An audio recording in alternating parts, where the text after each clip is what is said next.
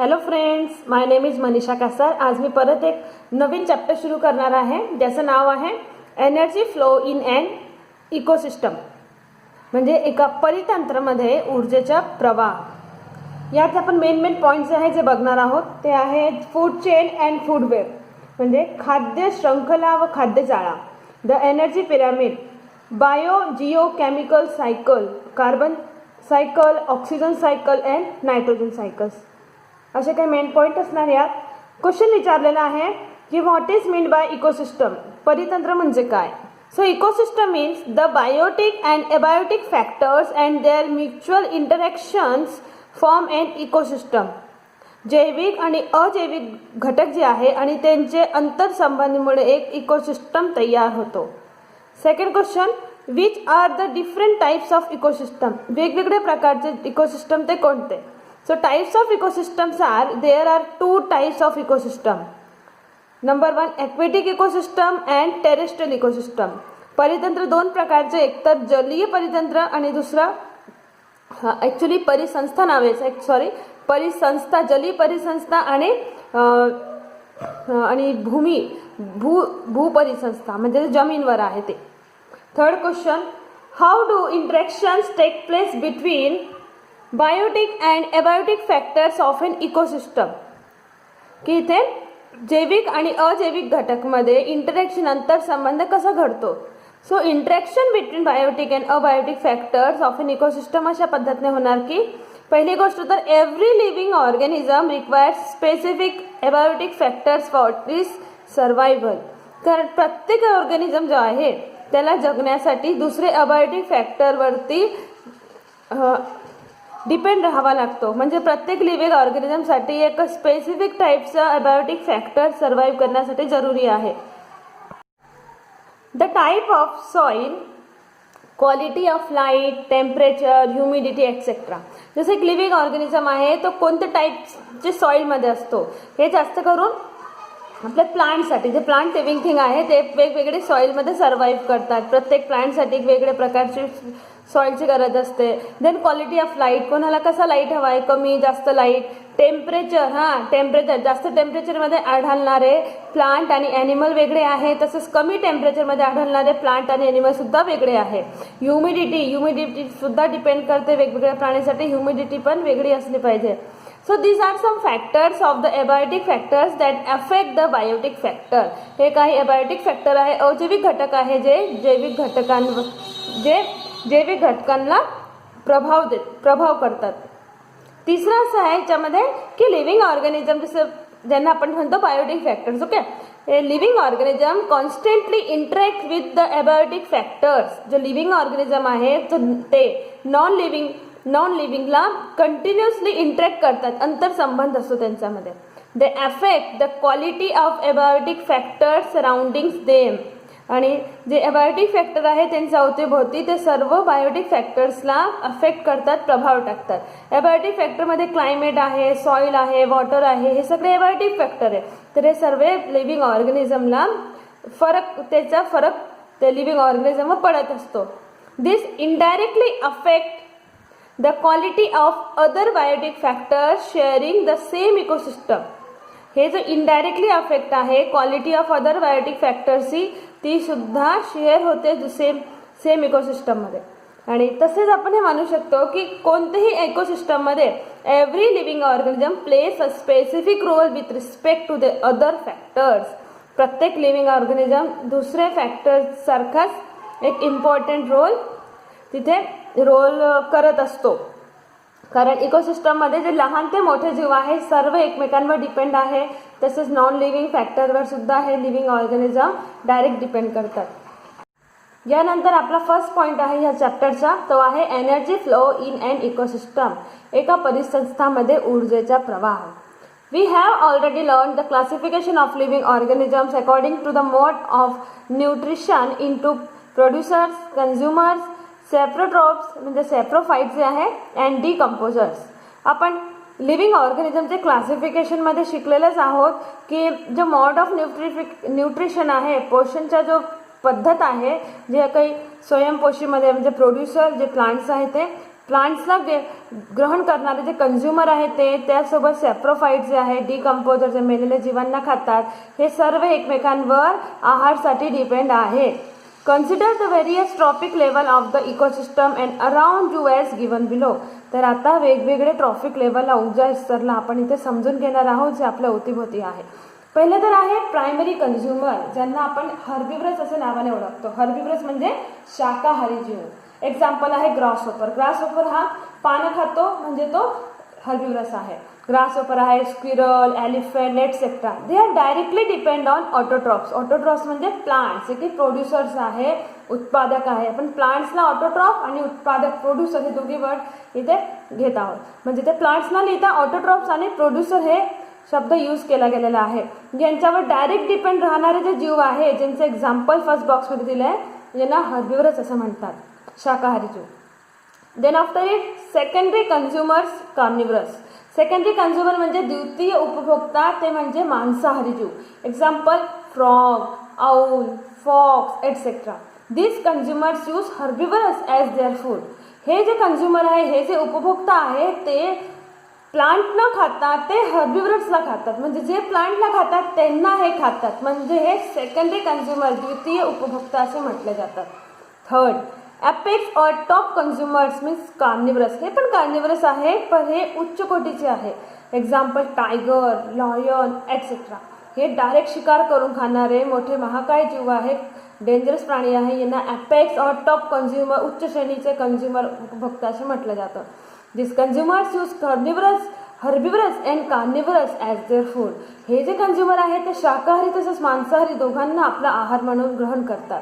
No other animals feed on top consumer. कारण apex or top consumer ॲनिमल्सला दुसरा कोणताच ॲनिमल खात नाहीत. कधी ऐकलं आहे की टायगरवर जगणारे जीव आहे की लॉयनला खाणारे कोणता जीव आहे? नाही ना. तर हे जे लॉयन आणि टायगर ॲनिमल्स आहेत ते ॲपेक्स और टॉप कन्झ्युमर, उच्च श्रेणीचे उपभोक्ता म्हणून ओळखले जातात. लास्ट आहे ओमनिव्हरस म्हणजे सर्वाहारी. असे जे मिक्स कन्झ्युमर आहे, शाकाहारी पण घेतात आणि मांसाहारी पण आहे. एक्झाम्पल ह्युमन शाकाहारी पण आहे आणि मांसाहारी पण आहे. बेअर हा झाडाचे पानं, फुल पण खाईल आणि कोणता प्राणी दिसेल त्याचाही तो शिकार करणार एटसेट्रा. बरेच असे मिक्स कन्झ्युमर आहे. Feed on herbivorous and carnivorous. तर हे 4 कॅटेगरी झाले ट्रॉफिक लेवलचे. लक्षात ठेवायचे आहे. पहिलं तर आहे primary consumer, secondary consumer, then apex or top consumer and last omnivorous. यानंतर अगदी महत्त्वाचा आणि इंटरेस्टिंग टॉपिक आलेला आहे, ते आहे food chain and food web. खाद्य शृंखला व खाद्य जाळे.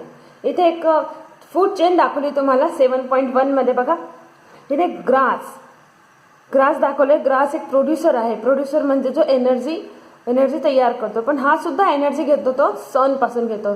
सन is a ultimately source of energy, अफाट एनर्जीचा सोर्स आहे. याची एनर्जी हे जो ग्रास आहे, ट्रीज आहे, प्लांट्स आहे, सर्व गेन करतात. याची एनर्जी मग ग्रासहोपर घेणार. ग्रासहोपर ग्रासला खातो, म्हणून हे जितकेही इन्सेक्ट आहे हे ग्रास खाणारे किंवा प्लांट इटर हे सर्व इथे ह्या कॅटेगरीमध्ये आपण घेणार. पण यांना खाणारे दुसरे जीव आहे, ते जीव आहे जसं फ्रॉग आहे. फ्रॉग ग्रासहोपरला खाणार, तर फ्रॉग हा ग्रासहोपरवर डिपेंड आहे. ग्रासहोपरची एनर्जी हे फ्रॉगमध्ये जाते. मग फ्रॉगला खाणारा त्याच्याहून मोठा ॲनिमल असेल जे आहे स्नेक दाखवला येते. फक्त फ्रॉगला खाणारा एक वाईल्ड डॉग असू शकतो, वाईल्ड फॉक्स असू शकते, बेअर असू शकतो. मग इथे स्नेक दाखवलं आहे. सो स्नेक याच्याहून उच्च कोटीचा एक कार्निव्हरस आहे. मग स्नेक न खाणारे जे मोठे मोठे जे महाकाय पक्षी असतात, जसे गिराड पक्षी आहे, हॉक आहे, वल्चर आहे, काईट आहे, हे सर्व स्नेकला खाऊ शकतात. पण हे सुद्धा प्राणी हे जे आहे ना ॲपेक्स कन्झ्युमर, यांना खाणारे सुद्धा यांना खाणारे कोणते प्राणी नाही, कारण यांचा तो शिकार कोणी करू शकणार नाही ना. पण हे जेव्हाही नॅचरल डेथ नाही किंवा कोणते आजार नाही, काही कारणाने जेव्हा मरतात, तेव्हा यांचा डिकम्पोज करणारे, यांची डेड बॉडीला खाणारे हे इथे फंगस वगैरे असतात. यांची बॉडीला डिकम्पोज करतात आणि यांच्यापासून न्यूट्रिशन घेणारे हे जे फंगस आहे, मायक्रो ऑर्गॅनिझम्स आहेत, त्यांच्यापासून न्यूट्रिशन घेतात आणि बाकीचं सर्व काही मातीमध्ये मिळवून देतात आणि डिकम्पोज करतात. मातीमध्ये जे काही न्यूट्रिएंट मिळलेले असतात, मग ते न्यूट्रिएंटद्वारे परत तिथे प्लांट उगतात आणि अशा पद्धतीने प्लांट, देन ग्रासहोपर, फ्रॉग आणि ही चेन कंटिन्यू चालत असते. लिहिलं आहे interaction go on continuously between producer consumer and saprophyte, की जो अंतरसंबंध आहे प्रोड्युसर कंझ्युमरमध्ये आणि सेप्रोफाईट्समध्ये कंटिन्यू चालत असतो. This is a definite sequence in this interactions which is called the food chain. Food chain म्हणजे एक विशिष्ट असा क्रम असतो अंतरसंबंध, ज्याला फूड चेन म्हणतात. फूड चेन म्हणजेच आपण हे म्हणू शकतो की फूड चेन म्हणजे linkages of organisms within an ecosystem with respect to eating and being eaten is called a food chain. म्हणजे खाणे किंवा खाल्ले जाणारे ह्यावरून एक क्रम असतो, एक कडी दर कडी असते, याला आपण फूड चेन असं म्हणणार. An ecosystem consists of many food chain. एका इकोसिस्टममध्ये बरेच असं फूड चेन असू शकतात. That are interconnected at various level. वेगवेगळे लेवलवर ते एकमेकाचे संबंधित असू शकतात आणि यालाच आपण म्हणणार फूड वेब. दस फूड वेब इज फॉर्म. अशा पद्धतीने खाद्यजाळाही तयार होतो. An organism may be the prey for many other organisms. For example, an insect feeds upon leaves of various plants, but the same insect is the prey for different animals. एक जीव आहे जो वेगवेगळे other ऑर्गॅनिझमचा शिकार बनू शकतो. एक organism suppose करा, एक रेट आहे, रेटला स्नेक खाऊ शकतो, फ्रॉग खाऊ शकतो, मांजर खाऊ शकते, डॉग खाऊ शकतो ना. तर it may be the prey for many other organisms. जसं एक इन्सेक्टचं एक्झाम्पल दिलं इथे. एक इन्सेक्ट आहे, तो वेगवेगळे लिव्सवर राहू शकतो, वेगवेगळे प्लांटचे लिव्स खाऊ शकतो, पण तोच इन्सेक्ट तो स्वतःही वेगवेगळे ॲनिमलचा शिकार बनवू शकतो. If this is to be shown in a figure. जर फिगरमध्ये दाखवायचं म्हटलं तर खाली एक वेब दाखवलं आहे, खाली एक आकृती दाखवली आहे तुम्हाला. हे वेगवेगळे आकृती प्राण्यांची. यामध्ये तुम्ही बघा की आता असं जाळं तयार होणार. बघा इथे आपण जर स्टार्ट केलं ग्रासपासून, तर ग्रासला खाणारा ग्रासहोपरपासून मग हे झालं स्क्विरल किंवा ग्रासहोपरला इथे पक्षी खाऊ शकतो. इथून हे वाईल्ड डॉग आहे किंवा वाईल्ड फॉक्स जे काही आहे, इथून मग हे जो लॉयन आहे, हे जो टायगर आहे, इथून मग हळूहळू हे जो एक प्राणी other and different types of other ऑर्गॅनिझमचा प्रे बनवू शकतो. जर सपोज करा हे ग्रासहोपर, इथे हा पक्षी खाऊ शकतो, हा स्क्विरल खाऊ शकते, ग्रासहोपरला हा बर्ड खाऊ शकतो. मग इथून वेगवेगळी चेन तयार होते. तसंच हे जे दाणे आहे, हे दाणे स्क्विरल खाऊ शकते, हे इथे प्राणी आहे, हे पक्षीसुद्धा दाणे खातात, ग्रासहोपर खाऊ शकतो. तर अशा पद्धतीने हे जो डिएटसुद्धा हे टायगरद्वारे खाल्ला जाऊ शकतो. मग हे जो प्लांट्स आहे, प्लांट्सला खाणारे काही ओमनिवरस आहे, काही हर्बिवरस आहे. तर इथे असे वेगवेगळे जाळे तयार होतात. याला म्हणतात फूड वेब. एक नेटवर्क तयार होतो. नेटवर्क अशा इंट्रिकेट नेटवर्क, गुंतागुंतीचा नेटवर्क तयार होतो. This is called food web. And generally food webs are found everywhere in nature. आपल्या नेचरमध्ये प्रत्येक ठिकाणी फूड वेब आपल्याला बघायला भेटतो. सो आपल्याला काय करायचं आहे, ह्यामध्ये हे बघायचं आहे की ह्युमन बिंग जो आहे तो सगळ्यात जास्त ब्रेन पॉवरवाला ऑर्गॅनिझम आहे. तो आपल्या हिशोबाने आपले आजार वगैरे सर्वांना कंट्रोल करू शकतो. तर इथे हे जे प्राणी ते नाही करू शकत. मग आपला ही ड्युटी बनते की त्यांना जपून ठेवणे. हे प्राण्यांपैकी जर एकही लिंक जर गायब झाली ना, तर बाकीचे सर्व जीव तिथे डिस्टर्ब होतात. सपोज करा आपलं जो मागे फूड चेन होती त्यामध्ये जर ग्रासहोपरला कट केलं, जर पृथ्वीवर ग्रासहोपर राहणार नाही, तर बोला ग्रासहोपर खाणारा जो बेडूक आहे, जो फ्रॉग आहे, तो ग्रास खाणार का? नाही खाणार. तसंच जर बेडूक नसेल तर स्नेक डायरेक्ट ग्रासहोपर खाणार का? नाही खाणार. तर अशा पद्धतीने प्रत्येक जीव हा आपल्या पृथ्वीवर महत्त्वाचा आहे. जर एकही जीव ह्या चेनमधून कमी झाला तर पूर्ण फूड वेब डिस्टर्ब होतो आणि पूर्ण इकोसिस्टम हा अनबॅलन्स्ड होतो. म्हणून ह्युमन बिंग असून आपली ही ड्युटी आहे की हे प्राण्यांचं संरक्षण करणे, त्यांचा जीव वाचवणे, त्यांच्यासोबत कोणता गेम खेळू नये. आता बरेचसे केस झालेले आहे ज्यामध्ये मुलं मुली हे जे लोक आहे ते एलिफंटचा केस झाला, आपण बघितलं. ते एक मादा एलिफंट होती, त्याच्यासोबत लोकांनी काय केलं. मग असे काही लोक आहे ते अजूनही प्राण्यांसोबत खेळतात. मग ही अगदी चुकीची गोष्ट आहे. आपल्याला प्राण्यांनाही तितकेच सुरक्षित ठेवलं पाहिजे जितकंच झाडांना आपण ठेवतो. झाडांचे जितके आपण मेसेजेस वाचतो, सेव्ह ट्रीज, तर सेव्ह ॲनिमलसुद्धा अजून बरेच असे प्राणी आहे जे एक्स्टिंक्टवर आहे, ते संपून जाणार आहे. मग म्हणून आपली ड्युटी बनते की सर्व प्राण्यांना जपून ठेवणे. यानंतर पुढचा टॉपिक असणार द एनर्जी पिरामिड, ऊर्जाचे मनोरे. त्याच्या ट्रॉफिक लेवल बघूया. ट्रॉफिक लेवल म्हणजे ऊर्जा स्तर. इथे each level in the food chain is called the trophic level. Food चेनमध्ये तो प्रत्येक लेवल आहे. ग्रॉस आहे, ग्रॉस ओपर, देन फ्रॉग, स्नेक, हे सगळे एक प्रत्येक लेवलमध्ये येतात आणि प्रत्येक लेवलला एक ट्रॉफिक लेवल, ऊर्जा स्तर असं म्हटलं जातो. Trophic level is the step at which the organism obtains its food in the chain. जो ट्रॉफिक लेवल आहे तो स्टेप आहे ज्यामध्ये एखादा ऑर्गॅनिझम फूड चेनमध्ये आपला फूड गेन करतो. The amount of matter and energy gradually decreases from producer at lowest level to the top consumer at the highest level. हा जो ऊर्जेचा स्तर आहे तो हळूहळू कमी होत जातो. कुठून? प्रोड्युसरपासून तर लोवेस्ट लेवल, जो लोवेस्ट लेवल आहे तिथून तर टॉप कन्झ्युमरपर्यंत म्हणजे हायेस्ट लेवलपर्यंत. तर लो लेवल म्हणजे प्रोड्युसर अँड हाय लेवल म्हणजे टॉप कन्झ्युमर. तर आपण इथे बघूया की एनर्जी कशा पद्धतीने एका लेवलपासून दुसऱ्या लेवलवर ट्रान्सफर होते. सर्वात खालती दिलेला आहे all producers in the ecosystem. जे काही प्लांट्स आहे, प्लांट्स म्हणजे प्रोड्युसर आहे, ते स्वतःची एनर्जी तयार करतात, स्वतःचं जेवण तयार करतात, म्हणून यांना म्हटलं आहे प्रोड्युसर. मग प्रोड्युसरची एनर्जी कोण घेतो? हर्बिवरस, ज्यांना हर्बिवरसला इथे फर्स्ट ट्रॉपिक लेवल म्हटलं गेलेलं आहे.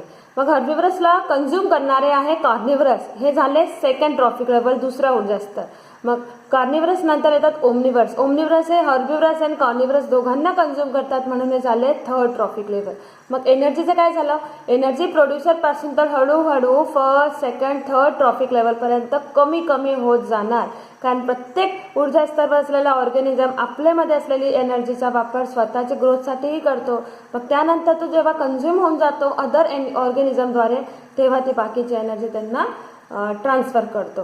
तर म्हणून जे एनर्जी डिक्रीज होण्यासाठी इथे एक पिरामिड सारखी संरचना घेतली आहे. म्हणून एनर्जीचा पिरामिडची इथे संरचना तयार. फिगर 7.4 मध्ये बघा, यात एनर्जी ट्रान्सफर जो काही ईच ट्रॉफिक लेवल वर आहे ते दाखवतो. There are different levels of energy exchange in the food chain. Food चेनमध्ये डिफरंट एनर्जी लेवल्स असतात, एनर्जीचा एक्सचेंज होतो. The initial quantity of energy goes on decreases at every level of energy exchange. एनर्जीचा exchange जसं एक लेवलपासून दुसऱ्या लेवलवर होतो तर इथे एनर्जी ही कमी कमी कमी होत जाते. The initial quantity of energy goes on decreasing at every level of energy exchange. मग फर्स्ट ट्रॉफिक लेवलमध्ये जो फायटोप्लांकेटन्स आहे हे यात दाखवले 10,000 किलो कॅलोरी. देन यात इथून 10,000 किलो कॅलरीचं 10% ओनली 10% म्हणजे 1,000 किलो कॅलरी हे जातो झू प्लांकेटोनकडे. आणि झू प्लांकेटोनकडे एनर्जी घेणारे जो फिशेस आहे 10 किलो कॅलरीपर्यंत. 10 किलो कॅलरी म्हणजे 1000च्या 10% 100 किलो कॅलरी फिशेसकडे. आणि फिशेसचे 10% म्हणजे 10 किलो कॅलरी हे ह्युमन्सला जातो, कारण ह्युमन फिशला कन्झ्युम करतो. मग आता इथे जे लिहिलं आहे की प्रत्येक एनर्जी लेवलला हे जे ॲनिमल्सची संख्या आहे, ऑर्गॅनिझमची संख्या आहे ती सुद्धा कमी कमी होत जाते खालून वरपर्यंत जाताना. सर्वात खाली आहे प्लांट्स आहे, यांची संख्या बघा पृथ्वीवर सगळ्यात जास्त आहे. सर्वात जास्त वनस्पती आढळणार लिव्हिंग ऑर्गॅनिझम्समध्ये, लिव्हिंग थिंग्समध्ये. मग प्लांटपेक्षा कमी आहे प्राणी, ॲनिमल्स प्लांटपेक्षा कमी आहे. आणि प्राणीपेक्षा कमी फिश आहे, फिशपेक्षा कमी ह्युमन बिंग आहे. बघा तुम्हीच बघा, एक आपले साधारणतः भारताची जनसंख्या 135 करोड आहे, ठीक आहे. तर पूर्ण जगभरची जी जनसंख्या आहे, ती लोकसंख्या आहे, ती किती असेल? ती जगभरमध्ये असलेले फिशेसची संख्यापेक्षा तर कमी असेल ना. म्हणजे ह्युमन बिंगपेक्षा फिशेसची संख्या ही जास्त आहे. लक्षात आला? आणि फिशेसची जनसंख्यापेक्षा ॲनिमल्सची संख्या जास्त आहे, कारण ॲनिमल्स तर पाणीमध्ये पण आहे आणि जमिनीवर पण आहे, तर काही एरियल्स पण आहे हवेत राहणारे. तर ॲनिमल्स फिशेसपेक्षा जास्त आहे आणि ॲनिमल्सपेक्षा जास्त आहे प्लांट, सर्वात जास्त वनस्पती आहे. म्हणून जसं जसं एनर्जी कमी होत जाते तिथे ऑर्गॅनिझमची संख्यासुद्धा कमी होत जाते. After the death of apex consumers. आता ॲपेक्स कन्झ्युमर मेल्यानंतर काय होतं? त्यांची energy becomes available to the decomposer. Suppose गिधाड पक्षी मेला, काही कारणाने तो मेला, त्याचा शिकार तर कोणी करत नाही, पण तर जर तो जर मेला तर त्याची डेड बॉडीचा डिकम्पोज करणारे काही फंगी असतात, अदर ऑर्गॅनिझम्स असतात, तर त्यांना डिकम्पोज करतात. बॉडी डिकम्पोज होते डेड ॲनिमल्सची and they are called decomposer. In the process of obtaining fruit from the remains of organism, decomposer काय करतात, त्यांची जी बॉडी आहे त्याला सिंपल कार्बनिक कंपाऊंडमध्ये कन्वर्ट करतात. काही तर ते कन्झ्युम करतात आणि जे काही मातीमध्ये मिक्स होऊन जातो, जे काही फर्टिलायझर म्हणून काम करतो आणि त्याच मातीमध्ये त्या फर्टिलायझरमधून मग तिथून न्यूट्रिएंट गेन करून प्लांट्स उगतात. मग ते प्लांट नंतर ग्रासहोपर, फ्रॉग, स्नेक, काईट असे चेन परत फूड चेन परत इथे कंटिन्यू स्टार्ट असते. These substances easily mix with air, water and soil from where they are again absorbed by plants and incorporated into food chain. आणि हे जे कार्बनिक पदार्थ जे हवेमध्ये, मातीमध्ये आणि सॉइलमध्ये मिक्स झाले तिथून परत प्लांट उगतात आणि इथून परत एक फूड चेन तयार होते. You can now see that due to the food web found by the various mode of nutrition, energy and various nutrients circulate continuously in the ecosystem. आता तुम्ही बघू शकता की फूड वेब जो तयार होतो त्यामध्ये जे वेगवेगळे मॉड ऑफ न्यूट्रिशन आहे, एनर्जी आहे, त्याच्यामध्ये वेगवेगळे प्रकारचे न्यूट्रिएंट सर्क्युलेट होत असतात. न्यूट्रिएंट जे प्लांटपासून हर्बिव्हरसपासून कार्निव्हरस, देन अपेक्स कंझ्युमरमध्ये, तिथं डिकम्पोजर आहे, डिकम्पोजरपासून परत प्लांट्समध्ये. म्हणजे हे जे न्यूट्रिशन आहे ना, जे न्यूट्रिएंट्स आहे यांचा सर्कल कंटिन्यू चालत असतो. याला म्हणतात the flow of nutrients through an ecosystemic cycling. याचं गिव्ह रिझन म्हणून सुद्धा विचारला जातो. The sun is the most important source of energy in any ecosystem. Green plants of the ecosystem are stored some of the solar energy in the form of food. सन प्रत्येक इकोसिस्टममध्ये एक मुख्य ऊर्जेचा source म्हणून असतो. सर्व ग्रीन प्लांट्स इकोसिस्टममधून सनपासून घेतलेली energy, ज्याला आपण सोलर एनर्जी म्हणतो, हे फूडच्या फॉर्ममध्ये स्टोअर करतात. तुम्हाला माहिती आहे फोटोसिंथेसिस प्रोसेसमध्ये with the help of chlorophyll जे ग्रीन प्लांट्स आहेत त्यांचा भोजन स्वतः बनवतात, म्हणजे एनर्जी तयार करतात. फूड म्हणजे काय, energy. Before reaching the decomposers, this energy is passed on from one trophic level to the next. मग ही एनर्जी शेवटी डिकम्पोजर पर्यंत जाते, तुम्हाला माहित आहे. पण ह्यामध्येही वेगवेगळे टप्पे असतात. एक एनर्जी लेवल पासून तर दुसरी एनर्जी लेवल, म्हणजे आपण म्हणू शकतो from one trophic level to other trophic level पर्यंत ही जात असते टप्प्याटप्प्याने. मग काय होतं की decomposers dissipate some amount of energy in the form of heat. जे डिकम्पोजर आहे एनर्जीचा काही भाग हीटच्या रूपामध्ये खर्च करून देतात. However, no part of the energy even return to the sun. मग डिकम्पोजरची शेवटची कडी आहे, इथून काही पार्ट तर त्यांचा एनर्जीचा हीटमध्ये लॉस होऊन जातो. मग सगळी एनर्जी कुठे जाते, ही सगळी तिथेच थांबून जाते, म्हणजे मातीमध्ये मिळून जाते, एअरमध्ये, वॉटरमध्ये किंवा सॉइलमध्ये. मग परत सनकडे जाते का, सनकडे जात नाही. Hence such passage of energy is referred to as one way transport. एनर्जीचा हा जो पजेस आहे तो वन वे ट्रॉफिक सारखा आहे. We can also say energy flow through an ecosystem is one way. I think आपला आजचा हा व्हिडिओ आपण इथेच कन्क्लूड करूया आणि पुढच्या टॉपिकमध्ये मग आपण जे वेगवेगळे सायकल्स आहे ते बघणार. तर आजचा व्हिडिओ जर तुम्हाला आवडला असेल तर प्लीज लाईक करा अँड शेअर करा आणि माझ्या चॅनलवर जर नवीन असाल तर प्लीज सबस्क्राईब करा. And thanks for watching.